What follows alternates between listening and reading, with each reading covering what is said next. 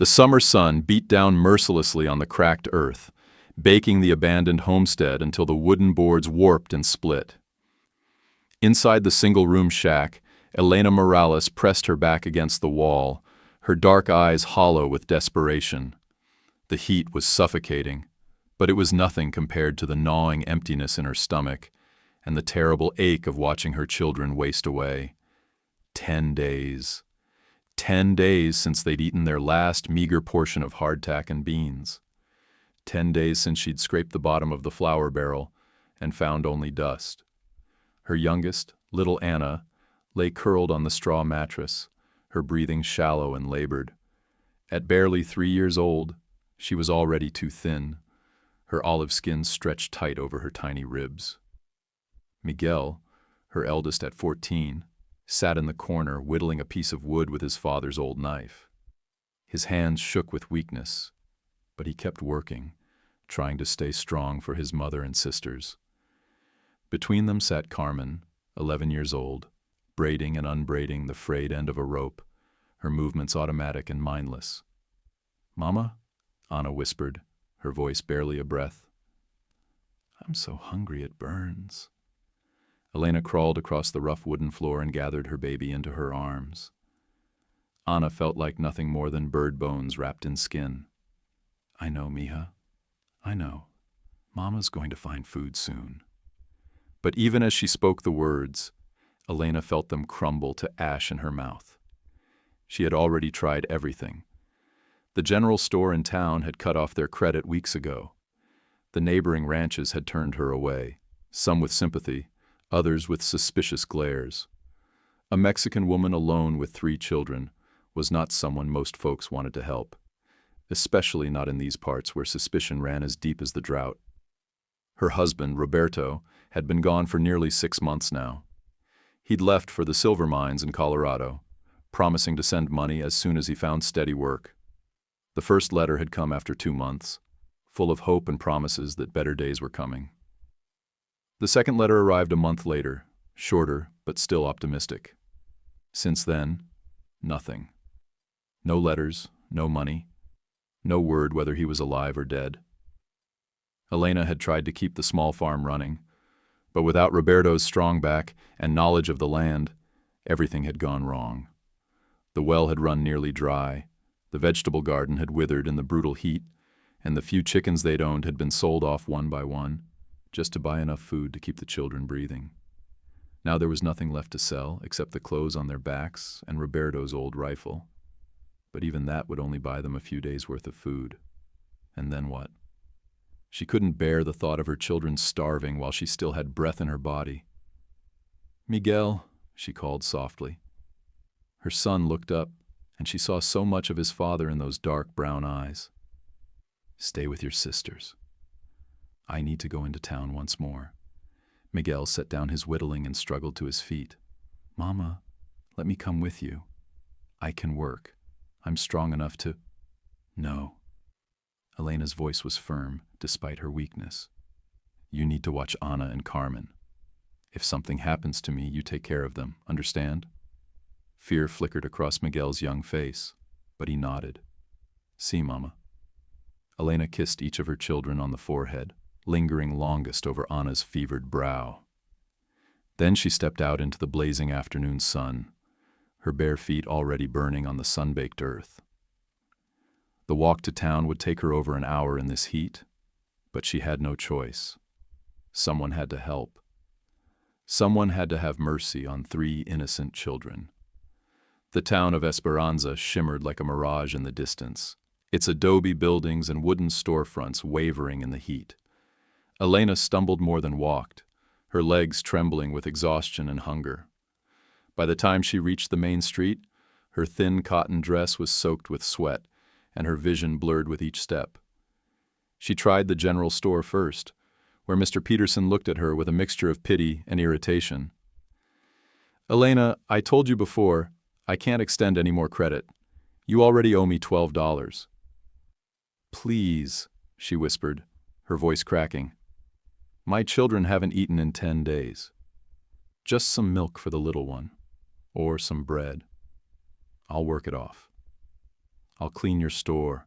I'm sorry, but I have a business to run. Maybe try the church. Father Miguel might have something in the charity box. But Elena had already been to the church 3 times. Father Miguel was kind but overwhelmed, and the charity supplies had run out weeks ago with so many families struggling through the drought. She tried the saloon, hoping to clean floors or wash dishes, but the bartender laughed in her face. This is a respectable establishment. We don't hire your kind. The blacksmith shook his head before she even finished asking. The hotel owner didn't even look up from his ledger. One by one, door after door closed in her face, until Elena found herself standing in the middle of the dusty street, tears streaming down her cheeks as the sun began to sink toward the horizon. She thought of Anna's labored breathing, of Miguel trying so hard to be brave, of Carmen's hollow stare. She thought of Roberto, wherever he was, and wondered if he even knew his family was dying slowly in the desert heat. The weight of it all crashed down on her at once, and she sank to her knees right there in the dirt, her hands pressed to her face. Por favor, Dios, she sobbed. If you have no mercy for me, at least save my children. They are innocent. They don't deserve this. Miles away on the vast Broken Arrow Ranch, Jake Thornton stood on his porch watching the sunset paint the sky in shades of orange and red. At 35, he was tall and lean, with sun-weathered skin and steel-gray eyes that had seen too much hardship for a man his age. His dark brown hair was always a little too long, and a day's worth of stubble shadowed his angular jaw. The Broken Arrow was one of the largest ranches in the territory, spanning thousands of acres of grazing land and employing dozens of cowhands. Jake had built it from nothing over the past 15 years, working every daylight hour and most of the night ones too. It was a lonely life, but he'd chosen it deliberately after losing everything that mattered to him back in Kansas. His foreman, old Pete, climbed the porch steps with the day's tally book. Boss, we got them strays rounded up from the south pasture. Should be able to move the whole herd to better grazing come morning. Jake nodded, only half listening. Something was pulling at his attention, a feeling he couldn't shake. All day he'd been restless, as if the wind was carrying some message he couldn't quite hear. Pete, you ever get the feeling something ain't right, like there's trouble brewing somewhere? The older man chuckled. You sound like my grandmother. She always claimed she could feel storms coming in her bones. He paused, studying Jake's profile. Course, she was right more often than not. That night, Jake couldn't sleep. He lay in his bed listening to the coyotes howl in the distance and the restless lowing of cattle, but underneath it all was something else. A feeling that someone, somewhere, was in desperate need. He'd learned to trust his instincts during his years as a cavalry scout, and those instincts had never steered him wrong. By dawn, he'd made up his mind. He saddled his horse, a sturdy paint mare named Stella, and rode out toward town. He told himself he needed supplies, but deep down he knew he was following something deeper than logic. The ride to Esperanza took him past several small homesteads, most of them looking worse for wear after the long dry spell. He'd heard talk in town about families struggling, and he'd quietly paid off debts at the general store for more than one desperate family, though he never spoke of it. There was something about suffering that made him uncomfortable, maybe because he'd known plenty of it himself. As he approached the Morales place, he noticed how quiet it seemed. No smoke rising from the chimney despite the breakfast hour, no children playing in the yard, no sign of life at all. The vegetable garden was nothing but withered stalks, and the few scraggly chickens that used to peck around the yard were nowhere to be seen. Jake pulled up short when he heard it, a sound so faint he almost missed it. A child's cry, weak and desperate, coming from inside the shack. He dismounted quickly, his boots hitting the hard-packed earth with a thud. The door was slightly ajar, and when Jake pushed it open, the sight that greeted him hit him like a physical blow. 3 children, so thin they looked like shadows of themselves, huddled together on a straw mattress. The oldest boy was trying to comfort a little girl, who couldn't have been more than 3, while another girl sat nearby, staring at nothing. Jesus, Jake breathed, stepping inside. The boy looked up at him with wide, frightened eyes. "Who are you?" Miguel whispered, his voice hoarse. "Are you here to take us away?" Jake knelt down slowly, not wanting to frighten them further. "I'm Jake Thornton. I heard crying and came to see what was wrong. Where's your mama?" "She went to town yesterday," Carmen said quietly. "She said she'd come back with food, but—" She trailed off, her young face etched with worry. Jake felt his chest tighten. Yesterday. The woman had been gone since yesterday, and these children were alone and starving. "What are your names?" "I'm Miguel. This is Carmen, and this is Ana." The boy straightened his thin shoulders, trying to look brave. "Our papa went to the mines. Mama says he'll send money soon." Ana stirred in Miguel's arms, her eyes fluttering open. They were fever-bright and unfocused. "Mama?" she whispered. "She's not here, mija," Miguel said softly, smoothing her dark hair. Jake had seen enough. He stood up, his jaw set with determination. "You children are coming with me. Right now." Miguel shook his head. "We can't leave. Mama said to stay here and wait for her." "Son, your little sister is burning up with fever, and all of you look like you haven't eaten in weeks. I'm taking you somewhere safe, and then I'm going to find your mama. You have my word on that." Something in Jake's tone, the quiet authority and genuine concern, seemed to convince Miguel. He nodded slowly and tried to lift Ana, but he was too weak. Jake stepped forward and gently took the little girl in his arms, shocked at how light she was. The ride back to the Broken Arrow seemed to take forever, with the three children sharing Stella while Jake walked alongside, keeping a steadying hand on Miguel's back.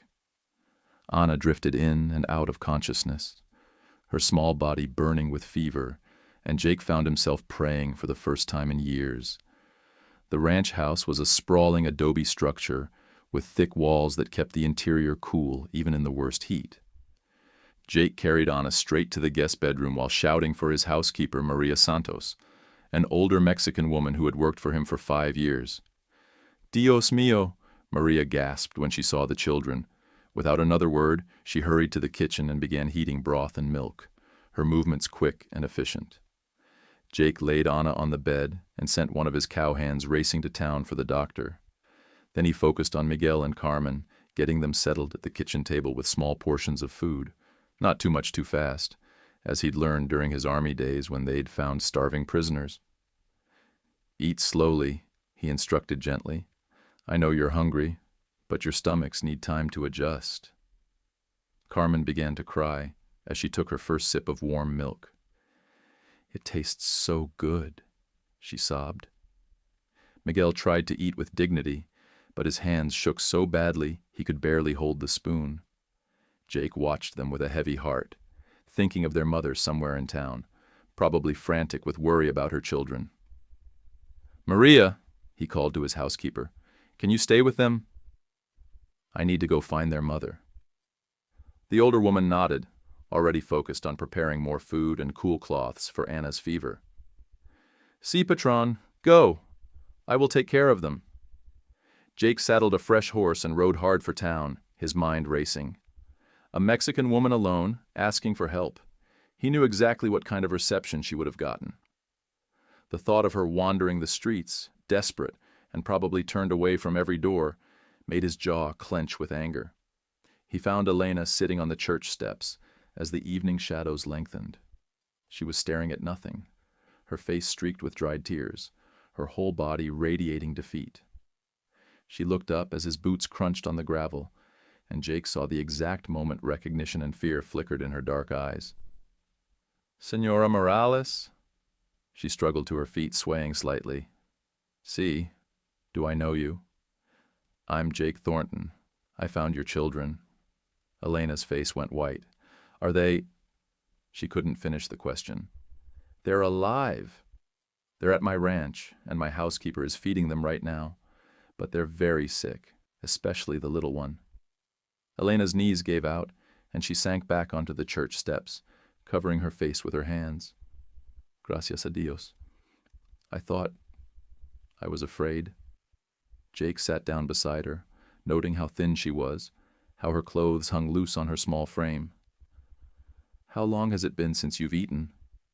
I don't remember, she whispered. The children had to eat first. Always, the children first. Without a word, Jake stood and helped her to her feet. Come on, let's get you back to your family. The ride back to the ranch passed in relative silence, Elena clinging to Jake's waist as they rode double on his horse. She was so light he barely felt her weight, and every few minutes he felt her shoulders shake with silent sobs of relief. When they reached the ranch house, Elena rushed to the guest bedroom where Anna lay sleeping, her fever finally broken, thanks to Maria's care and the doctor's medicine. Miguel and Carmen were clean and fed, wearing some of Maria's spare clothes, and the color was already starting to return to their faces. "Mama!" Carmen cried, throwing herself into Elena's arms. Miguel followed, and the three of them held each other tightly, while Elena cried tears of gratitude and relief. Jake stood in the doorway watching them, feeling something stir in his chest that he hadn't felt in years. Family, love, hope, things he'd convinced himself he didn't need anymore. Over the next few days, the Morales family began to recover under Maria's careful attention and Jake's protection.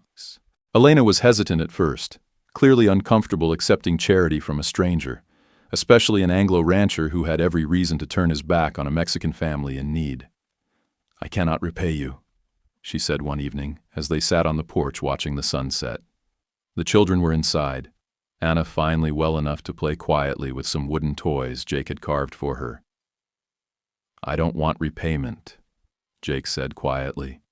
I want to know you're safe. All of you.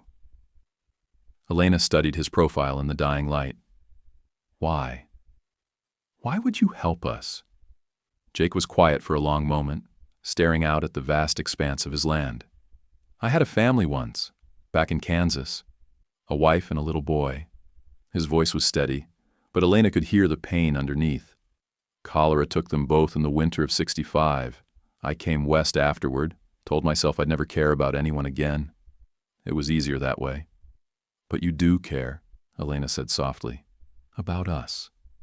Jake turned to look at her, taking in her delicate features and the strength he saw in her dark eyes.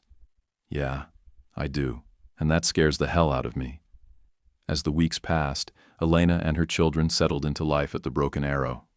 Elena insisted on working for their keep, helping Maria with cooking and cleaning, mending clothes for the cow hands, and keeping the ranch house organized. Miguel proved surprisingly good with horses and began helping in the stables, while Carmen appointed herself Anna's protector and constant companion. Elena tried to maintain appropriate distance from Jake, acutely aware that she was a married woman, even if she hadn't heard from Roberto in months. But it was impossible to ignore the way Jake looked at her, or the kindness he showed her children, treating them as if they were his own. One evening, as Elena was washing dishes after dinner, Jake came into the kitchen carrying a letter. This came for you today, he said gently, from Colorado. Elena's hands stilled in the soapy water. She recognized Roberto's handwriting on the envelope, but her fingers trembled as she dried them and took the letter. She read it standing right there in the kitchen, and Jake watched her face go through a series of emotions: hope, confusion, and finally a deep sadness. What is it? He asked quietly.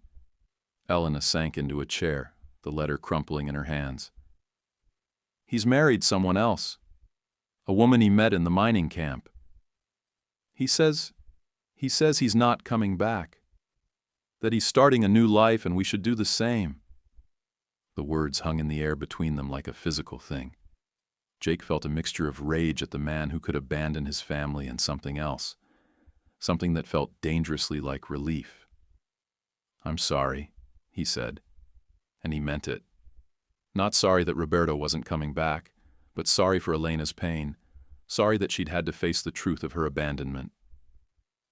Elena looked up at him with tears in her eyes. What kind of man leaves his children to starve? What kind of man? Her voice broke. Jake knelt beside her chair and took her hands in his.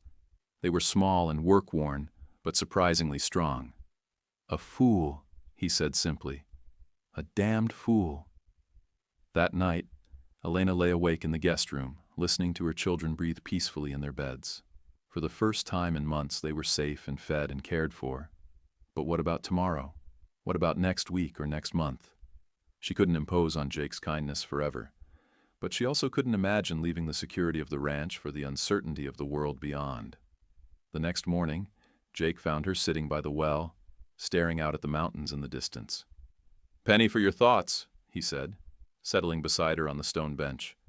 "I've been thinking about what to do now," Elena said quietly. "Roberto made his choice. Now I need to make mine." Jake felt his chest tighten. "You thinking of leaving?" Elena turned to look at him, taking in his strong profile and the genuine concern in his gray eyes. "Where would I go? I have no money, no family except for an aunt in San Antonio who I haven't seen in 10 years. And even if I could get there, what then? I'd be a burden to her just like I am to you." "You're not a burden," Jake said firmly. "Don't ever think that." "Then what am I?" Elena asked, her voice barely above a whisper. "What are we to each other, Jake?" The question hung between them, loaded with possibility and danger. Jake looked at her for a long moment, seeing the woman who had been willing to die for her children, who had worked tirelessly to repay his kindness, who made his big house feel like a home for the first time in years. "I don't know," he said honestly, "but I know I don't want you to leave. Any of you." Over the following days, Jake found himself watching Elena with new eyes. He noticed the way she hummed while she cooked, how she never lost her temper with the children, even when Anna was fussy, the grace with which she moved through his house as if she belonged there. He noticed Miguel's hero worship, the way the boy followed Jake around asking questions about ranching and horses. He noticed Carmen's laughter returning, and little Anna calling him Tio Jake, with complete trust. They were becoming a family, all of them, whether they admitted it or not. The crisis came on a sweltering afternoon in late July. Elena had taken the children to the creek for a picnic when a group of men rode up to the ranch house. Jake recognized the leader immediately. Brad Wilson, a local rancher with a reputation for being hard on Mexican workers and suspicious of anyone who didn't look like him. "Thornton," Wilson said, not bothering to dismount. "Heard you got yourself a Mexican family living here." "That true?" Jake stepped onto the porch, his hand resting casually near his gun belt. "I got guests, if that's what you're asking." "Guests?" Wilson spat into the dust. "That what we're calling it?" "Word around town is you're harboring illegals, maybe even helping them steal jobs from decent Christian folks." "The Morales family are American citizens," Jake said coolly. "Born right here in Texas, and what I do on my own land is my business." Wilson's face darkened. "Not when it affects the whole community. We got standards to maintain. Decent folks are starting to wonder what kind of man takes in a Mexican woman and her bastards." Jake was off the porch and grabbing Wilson's shirt before anyone could blink, hauling the man halfway out of his saddle. "You watch your mouth when you talk about that family," he snarled. "They're under my protection." Wilson's men reached for their guns, but Jake's cowhands appeared from various parts of the ranch, their own weapons ready. The tension stretched taut for a moment before Wilson signaled his men to back down. "This ain't over, Thornton," Wilson said as he straightened his shirt. "People are talking. They're saying you've gone soft, letting a greaser woman turn your head. That kind of talk is bad for business." "Let them talk," Jake replied coldly. "Now get off my land." After Wilson and his men rode away, Jake stood on the porch for a long time, thinking about what the man had said. People were talking. In a small community like this, that could mean real trouble for Elena and her children, and for him as well.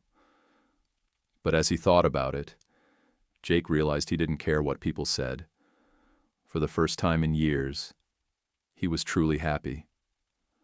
The house felt alive with Elena's presence and the children's laughter. He'd found something worth protecting, worth fighting for. That evening, when Elena put the children to bed, Jake asked her to walk with him. They strolled to the top of a small hill that overlooked the ranch, the stars brilliant overhead in the clear desert air. "Elena," Jake said quietly, "I need to tell you something. There's been talk in town about you and the children staying here. Some folks think it's improper." Elena's face tightened. "I was afraid of this. People see a Mexican woman living on an Anglo man's ranch, and they assume the worst." "I don't care what they assume," Jake said firmly, "but I worry about what it means for you and the children. If people start treating you badly because of me—" "Jake," Elena interrupted, turning to face him, "do you want us to leave?" The directness of the question caught him off guard. "No," he said immediately. "God, no. I want you to stay. I want all of you to stay." "Then we stay," Elena said simply. "Let people talk." "I've faced worse than gossip." Jake felt something ease in his chest. "Elena, there's something else. Something I need to say." He took a deep breath. "I know you're still married, legally speaking. I know this whole situation is complicated. But I need you to know that He struggled for the words. "That I care about you. More than I probably should." Elena was quiet for a moment, her dark eyes searching his face in the starlight. "Roberto made his choice when he abandoned us," she said finally. "He chose to start a new life without us. Maybe it's time I made my own choice." Jake's heart pounded. "And what choice is that?" Elena stepped closer, close enough that he could smell the lavender soap Maria had given her, could see the flecks of gold in her brown eyes. "To build a life here, with you, if you'll have us." Jake's answer was to pull her into his arms, holding her close as if she might disappear if he let go. She fit against him perfectly, her head tucked under his chin, and for the first time since he'd lost his first family, Jake allowed himself to believe in the possibility of happiness. The summer heat continued to bake the land, but inside the ranch house, life had taken on a new rhythm. Elena no longer slept in the guest room. She and Jake had quietly, without fanfare or announcement, begun sharing his bed and his life. Miguel had taken to calling Jake Papa when he thought no one was listening, and Carmen had started planning a garden for the following spring, talking excitedly about the flowers she would plant. Little Anna, fully recovered from her near brush with death, had taken to following Jake around like a shadow, chattering away in the mix of Spanish and English that was natural to her. She would perch on his knee during breakfast and insist on helping him with small tasks around the ranch, her tiny hands earnest as she tried to be useful.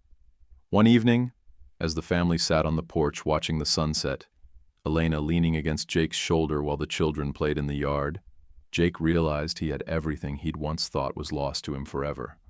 A woman who loved him, children who looked up to him, a sense of purpose that went beyond just building a successful ranch. "Jake," Elena said softly, her voice barely audible over the children's laughter. "Thank you for saving us, for giving us a home." Jake tightened his arm around her. "You saved me too, you know. All of you.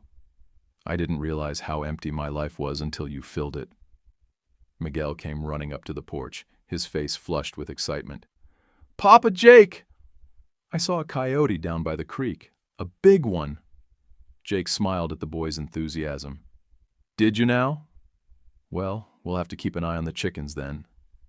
As the stars came out and Elena gathered the children for their baths and bedtime stories, Jake remained on the porch, smoking his evening pipe and thinking about the strange turns life could take.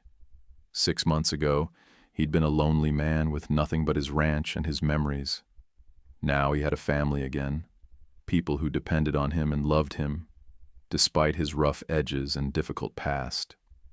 He thought about Elena's cry that night, how it had carried across the desert wind and reached him at the exact moment he'd needed to hear it. Some might call it coincidence, others might call it fate. Jake preferred to think of it as grace, the kind of unexpected blessing that comes when you've given up hope, but life surprises you anyway. The next morning brought news that would test their newfound happiness. A rider arrived with word that Wilson and several other local ranchers were planning to petition the territorial government to investigate Jake's harboring of undesirable elements. It was a serious threat that could result in legal troubles or worse. Jake called a meeting of his most trusted cowhands and laid out the situation. To a man, they stood behind him and the Morales family, but Jake knew that loyalty might not be enough if the law got involved. "I won't have Elena and the children pay the price for my choices," he told old Pete. "If this gets ugly, I need to know they'll be safe." "Boss," Pete said, chewing thoughtfully on a piece of grass, "maybe it's time to make this official. Can't nobody complain about a man protecting his own wife and children." Jake looked at the older man sharply. "What are you saying?" "I'm saying maybe you and Elena ought to get married. Proper-like. Then let Wilson and his bunch try to cause trouble for a man's legal family." That evening, Jake found Elena in the kitchen preparing dinner. The children were outside playing, and Maria had gone to visit her sister in town, so they were alone. Jake watched Elena work for a moment, appreciating the domestic harmony of the scene, before clearing his throat. "Elena, I need to ask you something." She looked up from the stew she was stirring, a strand of dark hair falling across her face. "What is it?" Jake suddenly felt as nervous as a schoolboy. "Marry me." Elena's spoon clattered into the pot. "What?" "I know it's sudden, and I know the situation with Roberto is complicated, but Elena, I love you. I love the children. I want us to be a real family, legally and in every other way that matters." Elena stared at him, her eyes wide with surprise. "Jake, are you sure? People already talk about us. If we marry, they'll say terrible things. That I'm a gold digger, that I trapped you." "Let them say whatever they want," Jake interrupted, stepping closer and taking her flour-dusted hands in his. "I've never been more sure of anything in my life. You and those children are the best thing that ever happened to me. I want to wake up next to you every morning for the rest of my life. I want to teach Miguel how to run this ranch, and I want to walk Carmen down the aisle when she gets married, and I want to spoil Anna Rotten, because she's the sweetest little girl in the world." Tears spilled down Elena's cheeks. "Yes," she whispered. "Yes, Jake. Of course, yes." They were married 3 weeks later in a simple ceremony at the ranch, with Father Miguel performing the service and only their closest friends in attendance. Elena wore a simple white dress that Maria had sewn for her, and carried wildflowers that Carmen and Anna had picked from the meadow. Miguel stood proudly as Jake's best man, his chest puffed out with importance. As they exchanged vows, promising to love and honor each other through good times and bad, Jake thought about the journey that had brought them to this moment. From Elena's desperate cry in the darkness to this moment of pure joy, it seemed like a miracle. Wilson and his supporters stayed away from the wedding, but their absence only made the celebration more perfect. The people who mattered, the ones who had seen Jake's transformation from lonely rancher to devoted family man, were there to witness the beginning of their new life together. As the evening wound down and the guests began to leave, Jake found himself standing on the porch with his new wife and children, watching the last of the sunset paint the sky in brilliant oranges and purples. Elena was tucked under his arm, Anna asleep in her mother's arms, while Miguel and Carmen sat on the porch steps planning all the improvements they wanted to make to the ranch. "Happy?" Elena asked softly. Jake kissed the top of her head, breathing in the sweet scent of her hair. "Happier than I ever thought possible." The drought that had plagued the region for months finally broke that autumn, with gentle rains that soaked deep into the earth and brought new life to the grasslands. Jake took it as a good sign, a symbol of the fresh start they were all making together. The first winter as the Thornton family brought new challenges none of them had anticipated. The early snows came heavy and fast, blanketing the ranch in 3 feet of white that made travel to town nearly impossible for weeks at a time. Elena had never experienced such brutal cold, and she worried constantly about keeping the children warm and healthy. Jake threw himself into preparing for the harsh months ahead, working alongside Miguel to repair the barn roof and reinforce the chicken coop against the howling winds. He taught the boy how to read the signs of an approaching storm, how to move cattle to sheltered areas, and how to break ice on the water troughs each morning. A rancher's work is never done, Jake explained as they struggled through knee-deep snow to check on the horses. But winter teaches you what really matters: family, preparation, and never giving up when things get tough. Miguel nodded seriously, his breath forming clouds in the frigid air. Papa Jake, were you scared when you first saw us? When we were so sick and hungry? Jake paused in his work, considering the question. Scared? No, son. I was angry. Angry that anyone, especially children, should have to suffer like that. And I was determined to make sure it never happened again. Inside the warm ranch house, Elena had established her own routines for surviving the long, dark months. She taught Carmen how to preserve vegetables and cure meat, skills that would serve the girl well in years to come. Little Anna, now 4 and full of boundless energy despite the cold, helped her mother by sorting dried beans and folding linens. "Mama," Anna asked one snowy afternoon as they worked together in the kitchen, "are we really Jake's family now?" Forever and always. Elena knelt down to her daughter's level, smoothing the child's dark curls. "See, mija, forever and always. Jake adopted all of you, which means you're his children in every way that counts. Even though we're not the same color?" Anna asked with the innocent directness of childhood. "Especially because we're not the same color," Elena replied firmly. "Love doesn't care about such things. Real love sees the heart, not the skin." As winter deepened, the isolation brought the family closer together than ever. With nowhere to go and little to do except the daily chores, they spent long evenings by the fire sharing stories, playing games, and simply enjoying each other's company. Jake taught Miguel and Carmen how to play poker with matchsticks for stakes, while Elena shared tales of her own childhood in San Antonio. It was during one of these quiet evenings that trouble found them again. A knock at the door came just as the family was settling down for the night, unusual enough in the deep winter to put Jake immediately on alert. He opened the door to find Sheriff Hawkins standing on the porch, his mustache white with frost. "Evening, Jake. Sorry to bother you so late, but I need to have a word." Jake invited the sheriff inside, offering him coffee and a warm seat by the fire. Hawkins was a fair man, someone Jake had known and respected for years, but his expression was grim as he accepted the hospitality. "Jake, I'll get straight to the point. There's been complaints filed against you in the territorial court. Wilson and some of the other ranchers are claiming you're harboring fugitives and operating outside the law." Elena felt her blood run cold, and she instinctively pulled Anna closer. Miguel and Carmen looked frightened, remembering all too well what it felt like to be unwanted and vulnerable. "What kind of complaints?" Jake asked, his voice dangerously quiet. "They're saying the Mexican woman you married was never properly divorced from her first husband, making your marriage illegal. They're also claiming you've been helping other Mexican families avoid proper immigration procedures." Jake's jaw clenched. "Elena's divorce papers came through from the territorial court in Santa Fe last month. Everything about our marriage is completely legal. As for helping other families," he shrugged. "A man's got a right to hire whoever he wants to work his land." Sheriff Hawkins nodded. "I figured as much, but I had to ask." "The thing is, Jake, they're not just making noise anymore. They've got the ear of some important people in the territorial government, people who think this whole region needs to be cleaned up, if you know what I mean." Elena spoke up for the first time, her voice steady despite her fear. "Sheriff, my children and I are American citizens. We were all born in Texas. We have papers to prove it."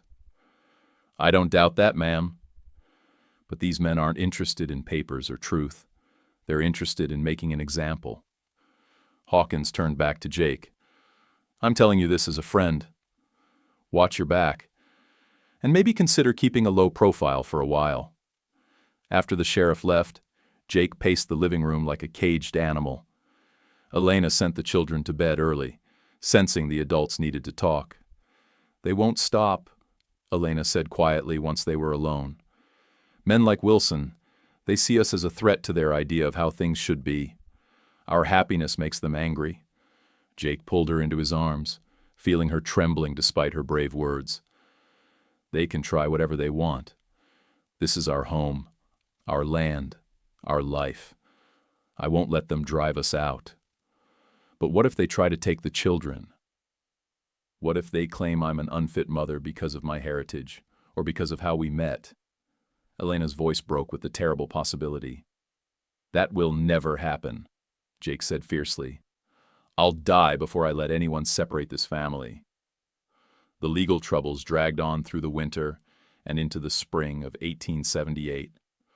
Lawyers had to be hired, documents had to be produced, and witnesses had to be found to testify to the family's character and legal status. The stress took its toll on everyone, but particularly on Elena, who lost weight and began suffering from terrible headaches.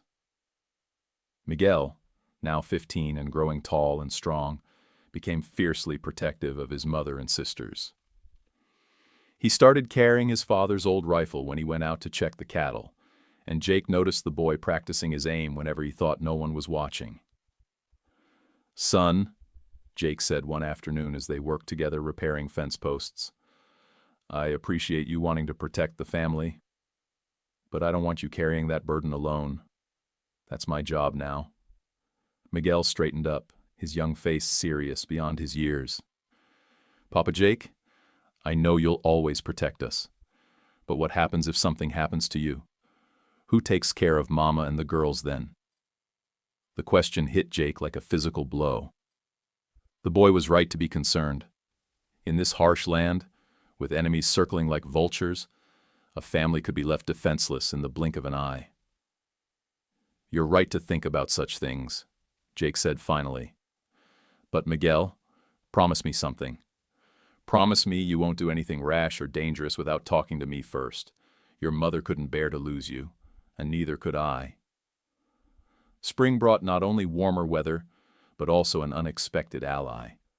A circuit judge named Marcus Reed arrived in town to hear the various cases that had accumulated over the winter, including the charges against Jake and Elena. Judge Reed was a fair-minded man with a reputation for not tolerating frivolous lawsuits or discrimination based on race or ethnicity. The hearing took place on a blazing hot day in May, with half the town packed into the small courthouse. Elena wore her best dress and sat with quiet dignity as Wilson and his supporters presented their case, making wild claims about illegal immigrants and immoral behavior. When it came time for Jake's defense, his lawyer was thorough and prepared. He produced Elena's divorce papers, the children's birth certificates, marriage licenses, and testimony from a dozen character witnesses who spoke to the family's integrity and Jake's standing in the community. But it was Elena herself who turned the tide. When called to testify, she stood with her head held high and spoke in clear, precise English about her life, her struggles, and her love for her family. "Your Honor," she said, her voice carrying to every corner of the courtroom, "I came to this country as a child with my parents, who were fleeing poverty and violence in Mexico. I have lived here all my life, worked hard, paid taxes, and raised my children to be good American citizens. My husband, Jake Thornton, is the finest man I have ever known, and he saved my children's lives when no one else would help. If loving him and building a life with him is a crime, then I am guilty. But I will not apologize for choosing happiness over hatred." The courtroom was silent when she finished, and Judge Reed's expression was thoughtful as he considered all the testimony. "This court finds no evidence of wrongdoing on the part of Mr. and Mrs. Thornton," he announced finally. "The charges are dismissed, and I want to make something very clear to everyone present. This territory was built by people of many backgrounds working together.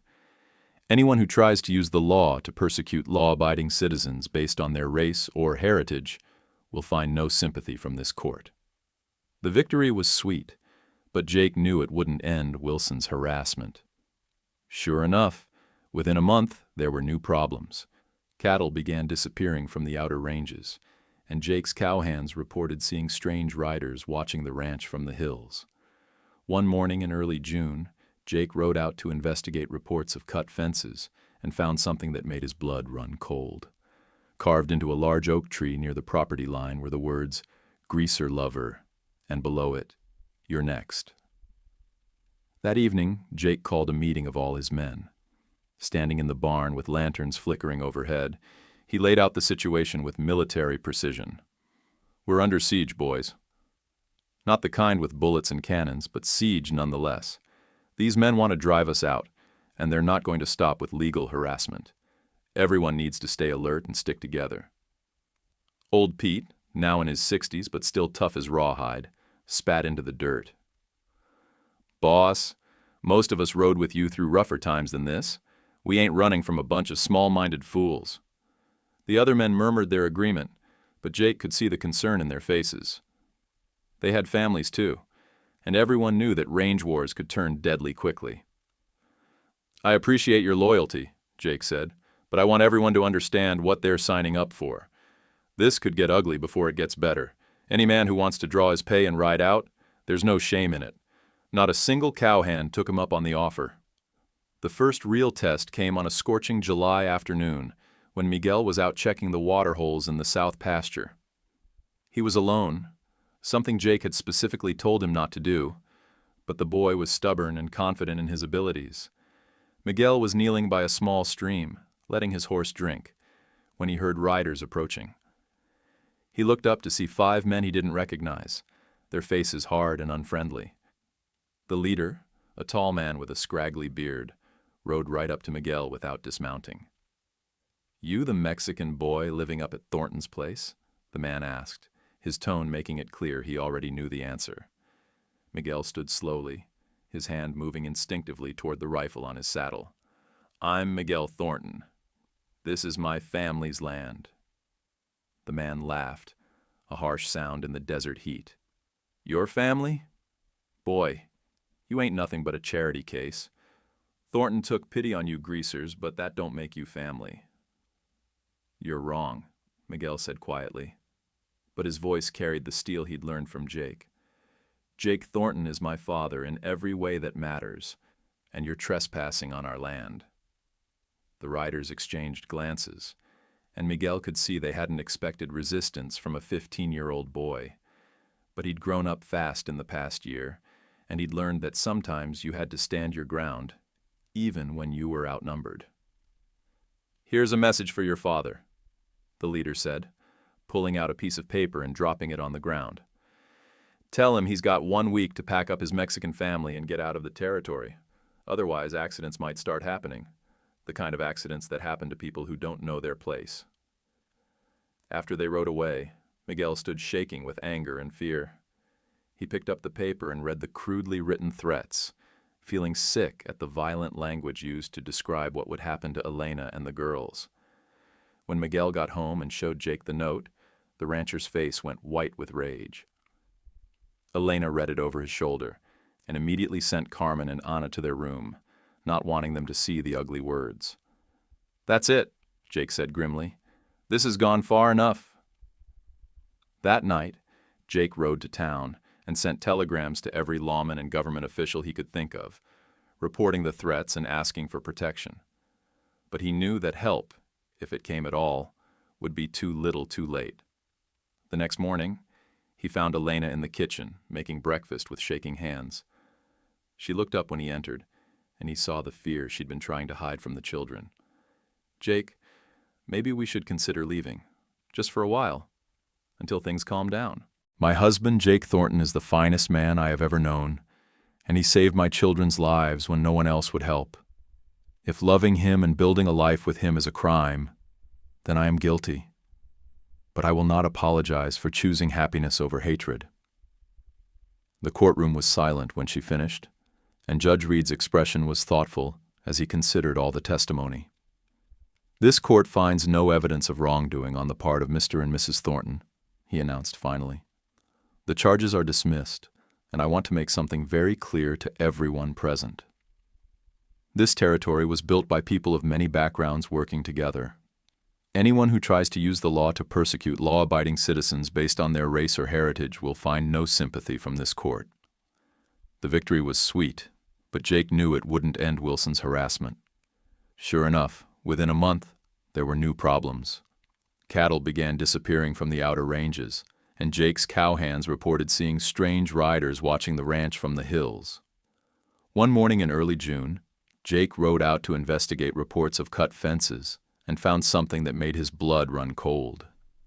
Carved into a large oak tree near the property line were the words "Greaser Lover," and below it, "You're next." That evening, Jake called a meeting of all his men. Standing in the barn with lanterns flickering overhead, he laid out the situation with military precision. "We're under siege, boys. Not the kind with bullets and cannons, but siege nonetheless. These men want to drive us out, and they're not going to stop with legal harassment. Everyone needs to stay alert and stick together." Old Pete, now in his 60s but still tough as rawhide, spat into the dirt. "Boss, most of us rode with you through rougher times than this. We ain't running from a bunch of small-minded fools." The other men murmured their agreement, but Jake could see the concern in their faces. They had families, too, and everyone knew that range wars could turn deadly quickly. "I appreciate your loyalty," Jake said, "but I want everyone to understand what they're signing up for. This could get ugly before it gets better. Any man who wants to draw his pay and ride out, there's no shame in it." Not a single cowhand took him up on the offer.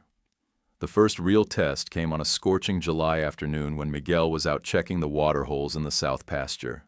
He was alone, something Jake had specifically told him not to do, but the boy was stubborn and confident in his abilities. Miguel was kneeling by a small stream, letting his horse drink, when he heard riders approaching. He looked up to see 5 men he didn't recognize, their faces hard and unfriendly. The leader, a tall man with a scraggly beard, rode right up to Miguel without dismounting. "You the Mexican boy living up at Thornton's place?" the man asked, his tone making it clear he already knew the answer. Miguel stood slowly, his hand moving instinctively toward the rifle on his saddle. "I'm Miguel Thornton. This is my family's land." The man laughed, a harsh sound in the desert heat. "Your family? Boy, you ain't nothing but a charity case. Thornton took pity on you greasers, but that don't make you family." "You're wrong," Miguel said quietly, but his voice carried the steel he'd learned from Jake. "Jake Thornton is my father in every way that matters, and you're trespassing on our land." The riders exchanged glances, and Miguel could see they hadn't expected resistance from a 15-year-old boy. But he'd grown up fast in the past year, and he'd learned that sometimes you had to stand your ground even when you were outnumbered. "Here's a message for your father," the leader said, pulling out a piece of paper and dropping it on the ground. "Tell him he's got 1 week to pack up his Mexican family and get out of the territory. Otherwise, accidents might start happening. The kind of accidents that happen to people who don't know their place." After they rode away, Miguel stood shaking with anger and fear. He picked up the paper and read the crudely written threats, feeling sick at the violent language used to describe what would happen to Elena and the girls. When Miguel got home and showed Jake the note, the rancher's face went white with rage. Elena read it over his shoulder and immediately sent Carmen and Anna to their room, not wanting them to see the ugly words. "That's it," Jake said grimly. "This has gone far enough." That night, Jake rode to town and sent telegrams to every lawman and government official he could think of, reporting the threats and asking for protection. But he knew that help, if it came at all, would be too little too late. The next morning he found Elena in the kitchen making breakfast with shaking hands. She looked up when he entered, and he saw the fear she'd been trying to hide from the children. "Jake, maybe we should consider leaving, just for a while, until things calm down." Jake pulled her into his arms, feeling how small and fragile she seemed. "Where would we go? This is our home, Elena. Everything we've built is here. But if something happens to you, or to the children—" She couldn't finish the sentence. "Nothing's going to happen," Jake said firmly. "I promise you that. But Elena, I need you to be ready. If trouble comes, I want you to take the children and get to the root cellar. There's rifles and ammunition stored there, and enough food and water for several days." Can you shoot? Elena nodded. Her father had taught her to use a rifle when she was younger, though she'd hoped never to need the skill again. The attack came 3 days later, just before dawn when the ranch was at its quietest. Jake was awakened by the sound of horses and shouting men, and he knew immediately that Wilson's threats were about to become reality. "Elena, wake up!" he whispered urgently, shaking his wife awake. "Get the children and get to the cellar. Now." Elena was instantly alert, the mother's instinct for danger overriding everything else. While Jake grabbed his rifle and ammunition, she rushed to gather Miguel, Carmen, and Anna, all of them still in their night clothes. "What's happening, Mama?" Carmen asked, her voice thick with sleep and fear. "Just do as Papa Jake says," Elena whispered, quickly and quietly. Jake led them through the back of the house to the hidden entrance to the root cellar, a precaution he'd installed after the first threats began. As Elena and the children disappeared underground, he kissed his wife one last time. "Stay down until I come for you," he said. "No matter what you hear, don't come out until you know it's safe." Outside, Jake could see fires being lit around the ranch buildings. Wilson and at least a dozen men had surrounded the property, and they were clearly planning to burn him out. Old Pete and some of the other cowhands had taken positions in the barn and bunkhouse, their rifles ready. "Thornton!" Wilson's voice carried across the yard. "Come out and face what's coming! Time to pay for your sins!" Jake stepped out onto his porch, his rifle in his hands, but not yet raised. In the flickering firelight, he could see the hatred on Wilson's face and knew there would be no reasoning with the man. "Wilson, this is my land and these are my family. You've got no right to be here." "Your family?" Wilson laughed harshly. "That Mexican whore ain't your wife, and those bastard children ain't your family. Time to clean up this territory and restore some decency." The words hit Jake like a physical blow, and he felt his carefully maintained control snap. "You son of a bitch," he snarled, raising his rifle. "You just sealed your fate." The gunfight that followed was brief, but vicious. Wilson's men had numbers, but Jake's cowhands had better positions and were fighting to protect their home. The sound of gunfire echoed across the desert, punctuated by shouts and the terrified lowing of cattle. In the root cellar, Elena held her children close as the battle raged overhead. Ana was crying softly, and Carmen was praying in Spanish under her breath. Miguel, despite being told to stay hidden, kept reaching for the rifle Elena had brought with them. "I should be up there helping Papa Jake," he said fiercely. "I'm old enough to fight." "Your father needs to know we're safe," Elena replied firmly. "The best way you can help him is by protecting your sisters." The fighting seemed to last forever, but in reality, it was over within 20 minutes. Wilson had underestimated the loyalty of Jake's men and the defensive preparations that had been made. When the smoke cleared, 3 of Wilson's men lay dead in the ranch yard, and Wilson himself was wounded and captured. Jake called down to the cellar, his voice hoarse with smoke and emotion. "Elena, it's safe now. Come on up." When the family emerged, the ranch buildings were damaged but still standing. More importantly, none of Jake's men had been seriously hurt, though old Pete had taken a bullet in the shoulder. Wilson, bleeding from a wound in his leg, was tied up and waiting for the sheriff.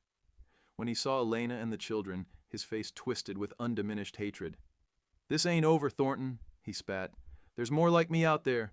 Decent folks who won't stand for your kind of perversion." Jake walked over and knelt down beside the wounded man. "Wilson, you listen to me real careful. If you or any of your friends ever come near my family again, I'll kill you. Not wound you, not scare you. Kill you. That's not a threat. That's a promise." The arrival of Sheriff Hawkins and a federal marshal put an end to Wilson's harassment once and for all. Faced with charges of armed assault, arson, and attempted murder, Wilson agreed to leave the territory permanently in exchange for avoiding prison time. As autumn arrived and the immediate danger passed, the Thornton family began to heal from the trauma of the attack. Elena had nightmares for weeks, and Anna became clingy and fearful of strangers. But gradually, with love and patience, they all began to recover. Miguel, who had grown up considerably during the crisis, became even more determined to learn everything he could about running the ranch. He spent every spare moment with Jake, absorbing lessons about cattle, horses, land management, and the business side of ranching. "Papa Jake," he said one evening, as they walked through the pastures checking on the herd, "do you think there will always be people who hate us because we're different?" Jake considered the question carefully. "Probably, son. Some people are so afraid of change, so scared of losing what they have, that they turn that fear into hatred. But here's the thing. For every person filled with hate, there are 10 more who just want to live their lives in peace and raise their families. The trick is not letting the hateful ones convince you that the world is darker than it really is." Carmen, now 12 and showing signs of the strong woman she would become, had her own way of dealing with the prejudice they faced. She threw herself into her studies, determined to become a teacher, so she could help other Mexican-American children get the education they deserved. "Mama," she said one day, as she helped Elena with the washing, "I want to go to the teacher's college in San Antonio when I'm old enough. I want to come back and start a school where all children are welcome, no matter what they look like or where their families come from." Elena smiled at her daughter's ambition. "That's a beautiful dream, mija. Your Papa Jake and I will do everything we can to help you achieve it." As 1879 dawned, the Thornton family could finally begin to relax and enjoy their life together, without constantly looking over their shoulders. Jake's reputation as a man who would protect his own at all costs had spread throughout the territory, and most sensible people gave the family the respect they deserved. Little Anna, now 5 and full of personality, had completely recovered from her early trauma and was thriving in the safety and love of her new life. She followed Jake everywhere, chattering away in her mixture of Spanish and English, asking countless questions about everything from why horses had 4 legs to where babies came from.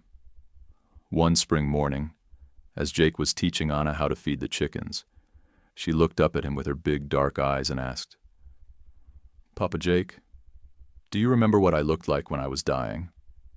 The question caught Jake completely off guard. Anna rarely talked about those dark days before he found them, and he'd assumed she was too young to remember much of the suffering.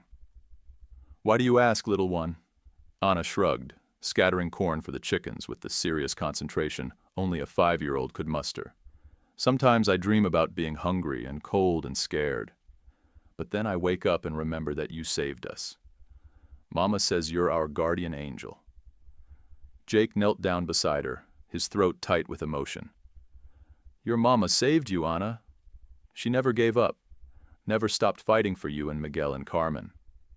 I just happened to be in the right place at the right time to help." "But you chose to help," Anna said with the simple wisdom of childhood. "You could have ridden away, but you chose to save us instead. That makes you our guardian angel." That summer brought new challenges of a different sort.